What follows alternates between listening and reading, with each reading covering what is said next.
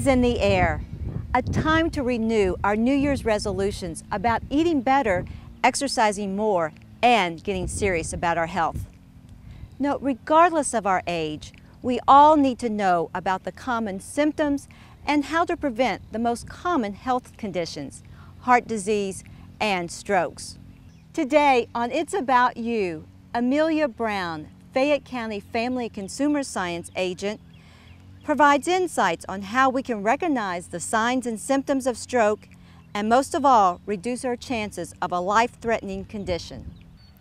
Amelia, why do we even need to talk about strokes? What's the incidence of strokes, especially in Kentucky?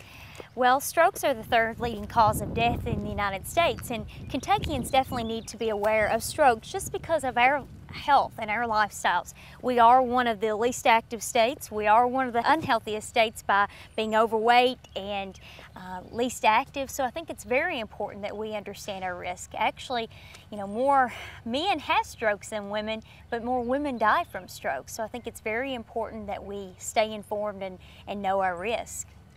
I know that you provide education on this topic, especially in workplaces. So what do you tell people? What are the risk factors? I always tell people there are definitely some things that we can control and some things we can't. Of course, we can control our diet. We can control our physical activity level, but you can't control your genes, and that's one of the risk factors. You can also control your blood pressure by watching your diet, and that's another thing that we can all do.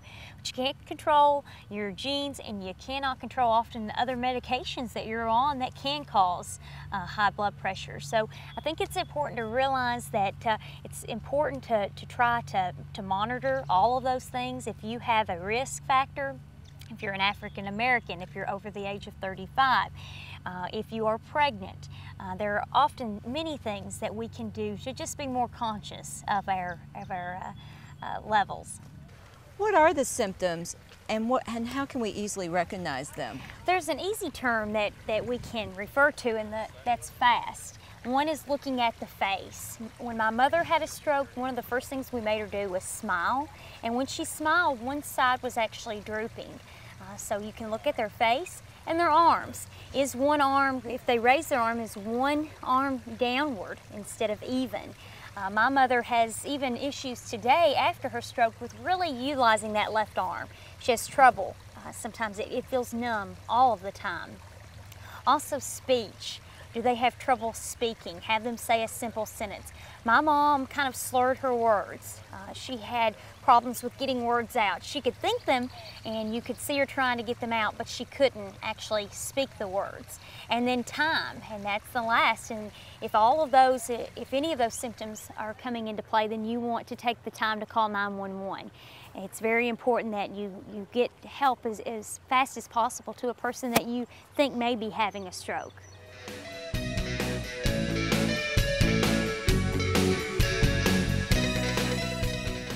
Sometimes what we learned in elementary school is some of the biggest lessons for our life, and one of those is to eat a well-balanced diet. And we always think of that food guide pyramid as a way to look at what we eat. I always tell people to eat lots of fruits and vegetables. Fruits and vegetables tend to have less sodium than other foods, and also incorporate whole grains into their diet, as well as low-fat dairy. So that right there is a very good balanced diet that has less sodium. Also, when you start really thinking about some of the basic things that we eat, we're always telling people in extension to try to make as much homemade food as possible. Here's just a simple comparison of an 8 ounce of chicken noodle soup. That is, of course, a canned good, which canned goods often have more sodium in there. So what I often tell people is to be sure to read that label. It's so important we get in our normal routine and don't take the time to look at that food label. But right here is an example of a canned chicken noodle soup. And then this is a homemade bowl of soup. So you can see a dramatic less amount of sodium in our homemade soup. Also, fast food, and that can be a problem with most of our families. Right here is a fast food cheeseburger that we eat. So we don't always realize that even though we're not salting things, you hear people say, well, I don't put salt on things. But sometimes things that we order, things that we get are already pre-salted, and that does impact our overall diet. Here is what the average American takes in, and then this is what we should have, which is a teaspoon of salt. So it's recommended no one eat more than this, and this is a teaspoon right here. So I think when you're thinking about your diet and you look at everything you eat throughout the day, it's very important to think, okay, where does this rank? Where am I at as far as, my pre-packaged meals? What am I putting in my food? So that's just a visual way to show people actually how much salt they should have. Michael Bush, an employee of the UK College of Agriculture, is living proof of surviving a stroke and leading a quality life. Michael, you are a success story. You are a stroke survivor, but were there any warning signs that maybe you ignored before you had that first stroke? Initially, no. I was on blood pressure medication and things like that, which I wasn't taking properly. So I guess that's the warning sign. I should have been taking my medication the proper way. In my family, there's hypertension. So, that in itself was a warning sign. I should have done better. Well, what advice do you tell your friends and colleagues about ways to prevent stroke? Any lifestyle changes you recommend to them? Well, if they are on medication, they should take it the way that's prescribed. And I just kind of haphazardly took my medication. I think, oh, I can skip it tonight because I'm on medication twice a day, and I just wouldn't take it. But after the stroke, that changed. Well, have you changed anything about your eating habits or physical activity? Yeah, I have. Mainly no French fries. That's the main food at most restaurants now, so I decided to do away with the French fries. Occasionally I'll have a dish, but normally no. It's a treat rather than a usual. Right, that's it. And a few things, sugar-free stuff, and I've actually lost a few pounds.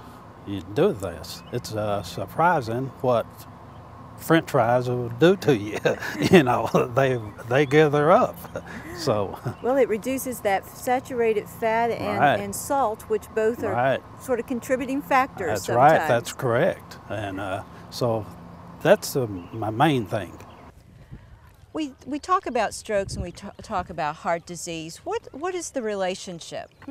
Well, actually, heart disease is the umbrella term for strokes, and so really they're all in that cardiovascular family. And I would encourage everyone to get on the American Heart Association's website. They have great information that can be very, very valuable to everyone, not only on the symptoms, but dealing with if a stroke has happened in your family, kind of the aftercare, and what an individual can do. And to me, I think it's so important to really learn the symptoms, to be able to do as much as you can to prevent this. And I always tell people, and I live by the rule that we only have one life. We only get one opportunity to make the best of it. And so I, want to take every opportunity that I can to be as healthy as I can and to do everything down here to be able to live longer. For more information, contact your local Cooperative Extension Office or the American Heart and Stroke Associations.